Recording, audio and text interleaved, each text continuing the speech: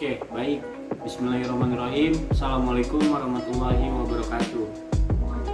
Saya Muhammad Rafli. Saya akan membahas bab pertama yang berisi tentang visi dan teori sejarah. Oke, sebelumnya ini saya akan memperkenalkan dulu dan kita akan pelajari gitu. Yang pertama itu adalah tentang sejarah sosial. Sesuai dengan mata kuliah kita, sejarah sosial adalah suatu ilmu atau suatu pengetahuan yang memiliki timbal balik. Jadi kalau misalnya sejarah itu pasti ada kaitannya dengan sosial, dan sosial itu juga pasti ada sejarahnya. Lalu karena pada dasarnya sejarah adalah bagian dari ilmu sosial, lalu sejarah dan ilmu sosial memiliki atau mempunyai ikatan yang tidak terpisahkan. Jadi di sejarah itu saling timbal balik gitu. Jadi nggak akan terpisahkan antara sejarah dan ilmu sosial itu. Seperti yang telah dijelaskan, sejarah itu pada dasarnya adalah ilmu diakronik. Apa yang dimaksud dengan ilmu diakronik itu adalah ilmu yang memanjang dalam waktu dan menyampit dalam ruang. Sedangkan ilmu sosial adalah ilmu yang sinkronik, yaitu menyempit dalam waktu dan melebar dalam ruang. Sehingga ketika sejarah dan ilmu sosial bersentuhan, maka sejarah akan menjadi ilmu yang diakronis sekaligus sinkronis, yaitu melebar dalam waktu, melebar pula dalam ruang. Dengan demikian, sejarah dapat menjadi ilmu yang mampu menyangkup segalanya. Oleh karena itu, seorang sejarawan harus bisa berpikir ganda, baik diakronis maupun sinkronis.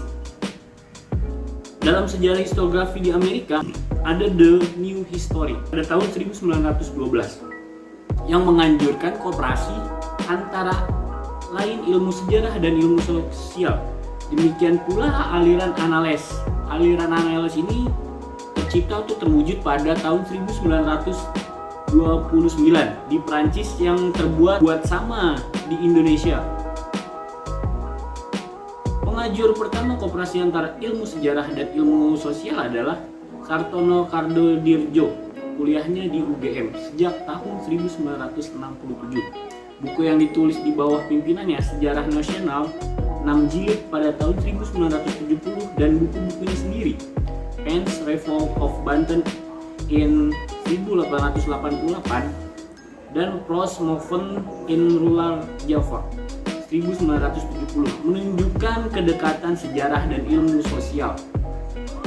Dan juga ada beberapa penulis yang menulis tentang kaitan antara sejarah dan ilmu sosial. Di antaranya adalah M.N. Srinivas, Social Change in Modern China. Meskipun buku ini sebenarnya adalah buku antropologi, tapi topiknya adalah sejarah mentalitas. Di bawah ini adalah hubungan antara sejarah dengan beberapa ilmu sosial. Jadi di sini ada beberapa kaitannya hubungan sejarah dengan ilmu-ilmu sosial. Ilmu-ilmu sosial ini adalah ilmu sosiologi, ada ilmu antropologi, ada ilmu psikologi, ada ilmu politik, dan yang terakhir ada ilmu ekonomi. Lalu yang pertama saya akan menjelaskan hubungan sejarah dengan antropologi.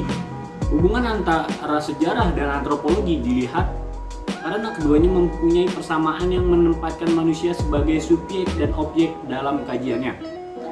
Karena antropologi juga memiliki dan juga mempelajari objek yang sama, yaitu 3 jenis fakta yang terdiri atas artifak, social fact, dan mentifak, di mana semua itu adalah produk atau buatan historis atau buatan sejarah, dan hanya dapat dijelaskan dengan melacak sejarah perkembangan sebagai analogi social fact yang menunjukkan kepada kejadian sosial yang telah mengkritisasi sebagai peranata, lembaga, organisasi, dan lain sebagainya.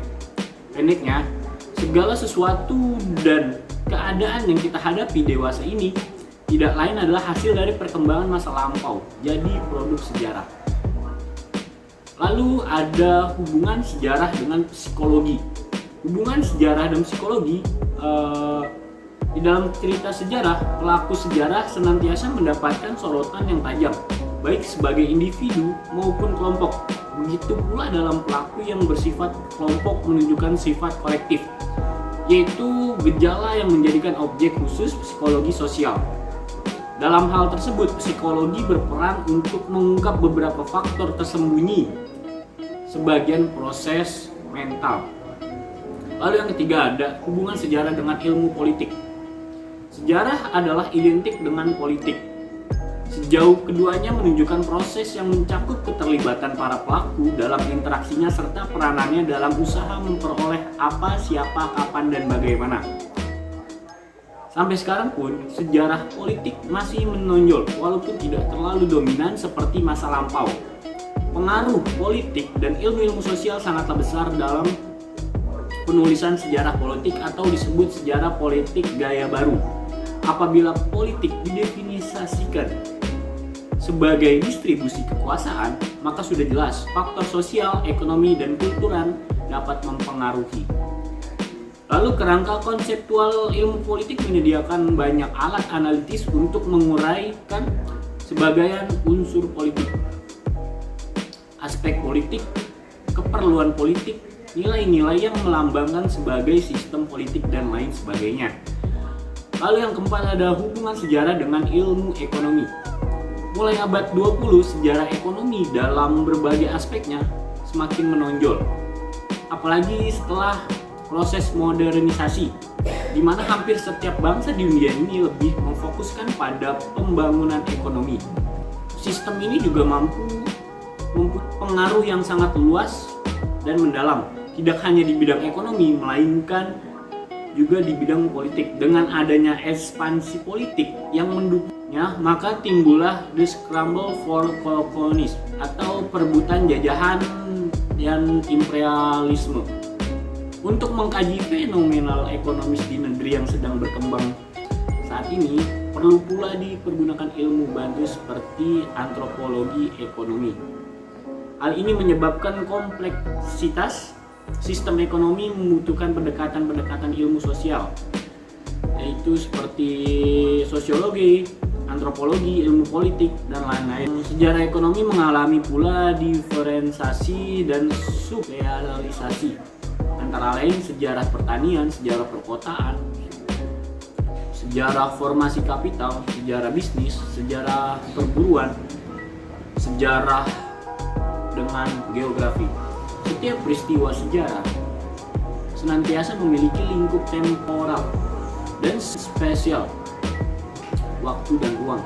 Kedua-duanya merupakan faktor yang membatasi gejala sejarah tertentu sebagai unit atau kesatuan, apakah itu perang, riwayat hidup, kerajaan, dan sebagainya.